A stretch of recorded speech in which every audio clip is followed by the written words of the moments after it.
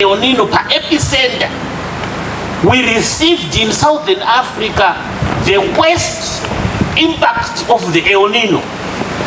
Kana kuti drought ratakaona rwedo runo harisati rwamboonekwa futi.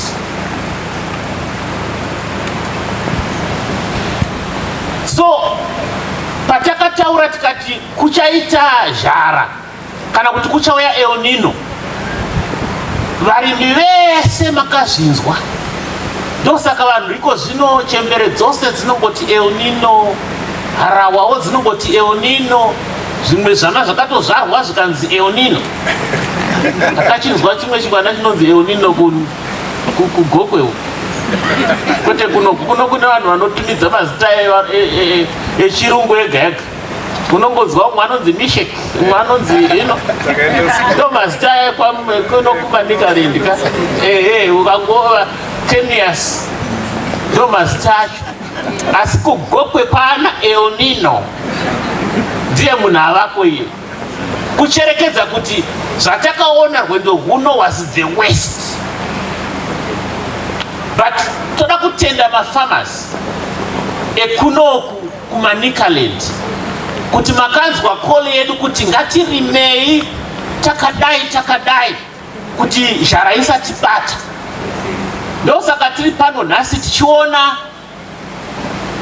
zvinhu zviri kuitwa showcase panapa zvisingarakidzi kunge kune zhara. Ngatimbombererai mafarmers maoko.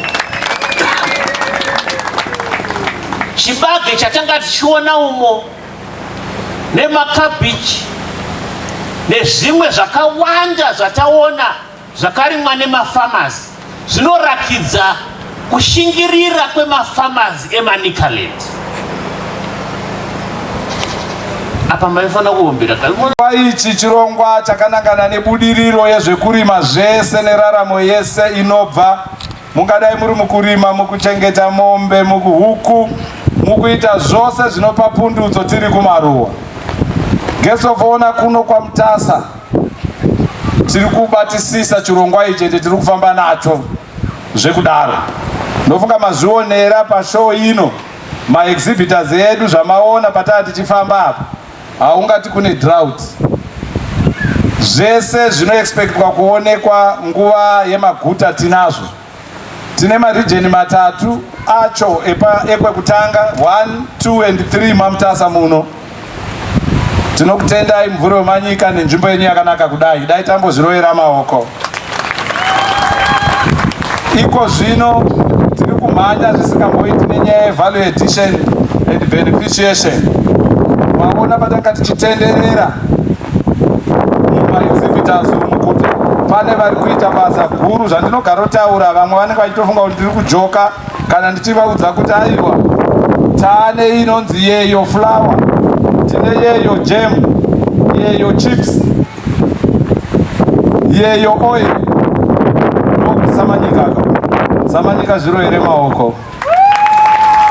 Zvese izvi zvakutoitwa kwaHonde, asi muchina mukuru uchazenge uchizviita zvemhando yepamusoro watova padhuze kuti utsigwe maHonde imomo, building yacho yakutopera. Taundi matova nemuchina uri kusvina maavocado achibuda oil unonzi Navaco. Saka maavocado edu ese hatirashi bachero rakuita seroda kudii, anoiswa imomo osvinwa kwakubuda oil yemhando yepamusoro. Isu tiri kutoiti kumhatso oil ndeyeduka yekuno kumanyika. Zvakashata here changapa?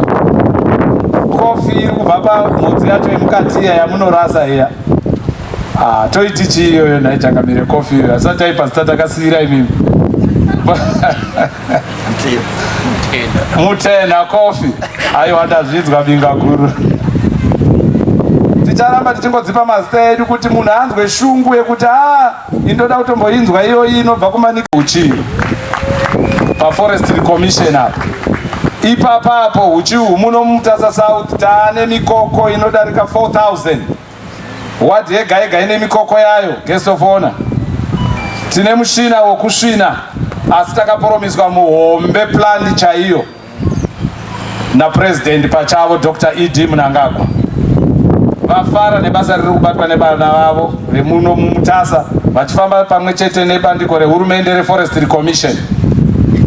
Saka ipapapo mukaenda pakona apo kana kusina kuindapo pane cough syrup, ndanzwa vamwe vari kukosora pano, musadzokere nechikosoro. Munoziva kuti uchi hunorapa handiti? Pane cough syrup ipapo. Ima ndio upenyu hwedu. Tine goridhe hongu, asi tinogaroudzana kuti goridhe redu chairo ivhu ratakapuwa naMwari nemvura iri muno.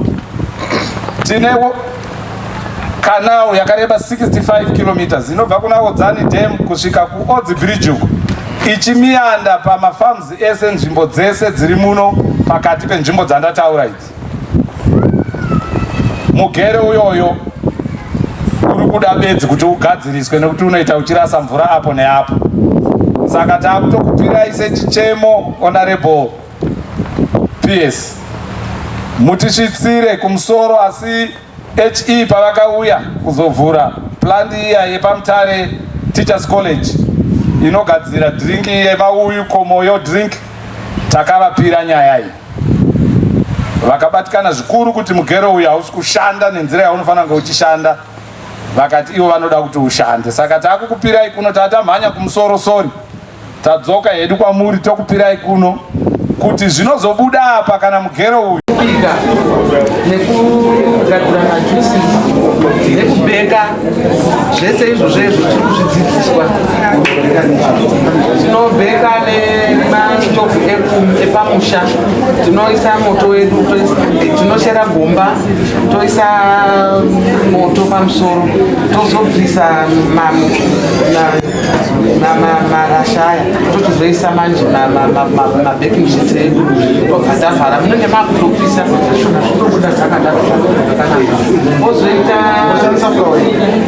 toshandisa flour, mega flour.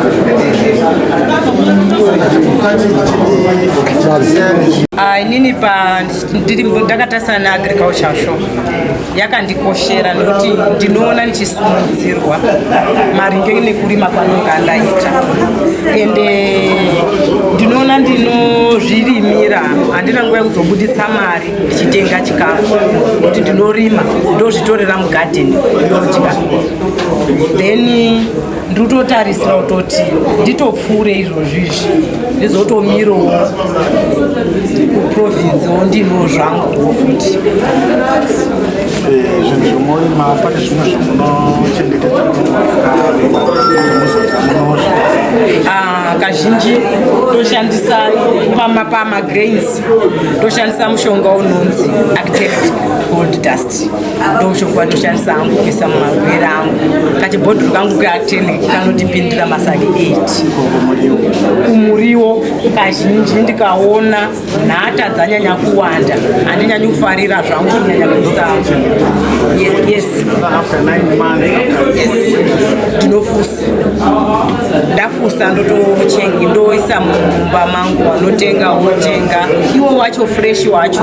Handinyanyi kuda kufarira kushandisa machemicals, ndonyanya kuda kushandisa hangu organic. Kutorawo zvimanhungunira zvangu nozi nhundurwa dziya ndosanganisawo nesefi, ndospreya muri wangu.